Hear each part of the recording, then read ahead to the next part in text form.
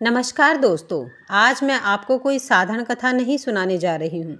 आज की यह कथा न तो केवल छिपकली के बारे में है, न सिर्फ सर्दियों के मौसम का रहस्य है।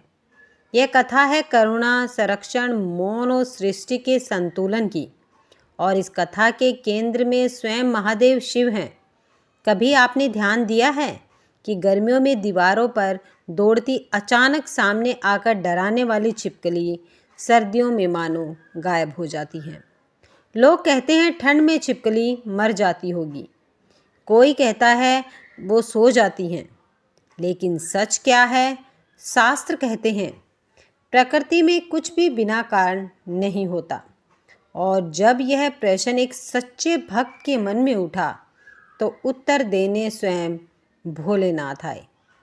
आज वही कथा मैं आपके सीधे कहानी के रूप में सुनाने जा रही हूँ। ध्यान से सुनिए, क्योंकि अंत में आपका हृदय ज़रूर भर जाएगा। एक बालक और उसका प्रश्न। हिमालय की तराइयों में एक छोटा सा गांव था। नाम था कैलाशपुर। वहीं रहता था एक बालक, उसका नाम आर्यन। आर्यन साधारण नहीं था। उसकी आँखों में प्रश्न थे और हृदय में भक्ति। वह रोज़ सुबह उठकर मिट्टी से बने शिवलिंग पर पानी चढ़ाता और पूछता, भोलेनाथ, यह संसार इतना रहस्यमय क्यों है? एक दिन सर्दी अपने पूरे यौवन पर थी। चारों ओर कोहरा, पेड़ों पर जमी ओस और दीवारें ठंडी पत्थर जैसी। आर्यन ने देखा पूरे गांव में छिपकलियां कहीं भी नहीं दिख रही। वह दौड़कर अपनी दादी के पास गया। दादी, छिपकलियां कहाँ गई हैं? दादी मुस्कुराई। बेटा, सर्दियों में छिपकलियां दिखाई नहीं देती। पर क्यों? आर्यन का प्रश्न गहरा था। दादी चुप हो गई। कुछ प्रश्नों का उत्तर अनुभव से नहीं, ईश्वर से मिलता है। उस रात आर्यन सो नहीं पाया। उसने निर्णय ले लिया, मैं स्वयं महादेव से पूछूंगा। अगली सुबह वह जंगल के उस पुराने शिव मंदिर पहुंचा जहां कहा जाता है यहाँ शिव स्वयं प्रकट होते हैं। आर्यन ने व्रत रखा, न अन्न न जल, केवल एक मंत्र, ओम नमः शिवाय। दिन बीता, रात आई। हवा तेज चलने लगी, दिए की लौ कांपने लगी और तभी मंदिर में एक अद्भुत शांति फैल गई। आकाश से गंगा सी उजली रोशनी उतर आई। डमरू की हल्की सी ध्वनि गूंज पड़ी और सामने प्रकट हुए महादेव। जटाओं में गंगा, गले में नाग, नेत्रों में करुणा। आर्यन रो पड़ा। भूमि पर गिरकर बोला, हे भोलेनाथ, एक प्रश्न मेरे मन को व्याकुल कर रहा है। शिव मुस्कुराए, पूछो बालक, प्रश्न ही तो ज्ञान का द्वार है।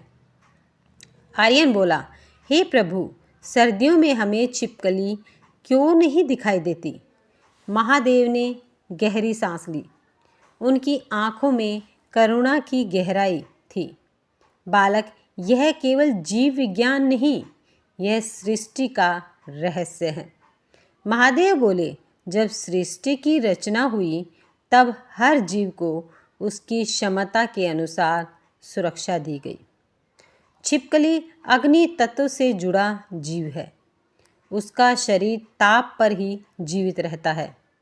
जब ठंड बढ़ती है तब उसका शरीर ऊर्जा बचाने के लिए निद्रा अवस्था में चला जाता है। आर्यन बोला, तो वह मरती नहीं? शिव मुस्कुराए, नहीं बालक, वह मरती नहीं है। वह स्वयं को प्रकृति की गोद में छुपा लेती है। महादेव आगे बोले, जब मनुष्य सर्दी से बचने के लिए कपड़े पहनता है, आग जलाता है, तो क्या अन्य जीवों को संरक्षण नहीं मिलना चाहिए? छिपकली दीवारों के भीतर, धरती की दीवारों में मौन तपस्या करती है।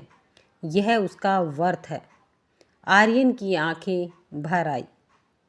शिव ने कहा, बालक, क्या तुम जानते हो, छिपकली का मौन मनुष्य के लिए एक संदेश है। आर्यन चौंका। कैसा संदेश प्रभु। जब परिस्थितियाँ कठोर हों तब शोर नहीं, संयम आवश्यक है। जब जीवन ठंडा लगे तब दौड़ नहीं, स्थिरता आवश्यक है।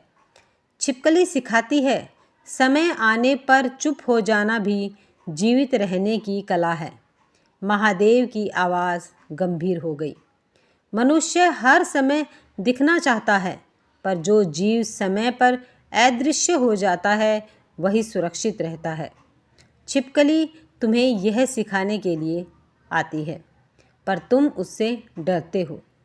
शिव बोले, एक बार एक तपस्वी ने सर्दियों में छिपकली को आग के पास रखा, पर छिपकली मर गई, क्योंकि समय से पहले जगाया गया जीव नष्ट हो जाता है। इसलिए मैंने छिपकली को यह वरदान दिया कि ठंड में अदृश्य हो जाओ। महादेव बोले, बालक, यह संसार केवल जो दिखता है वही नहीं है।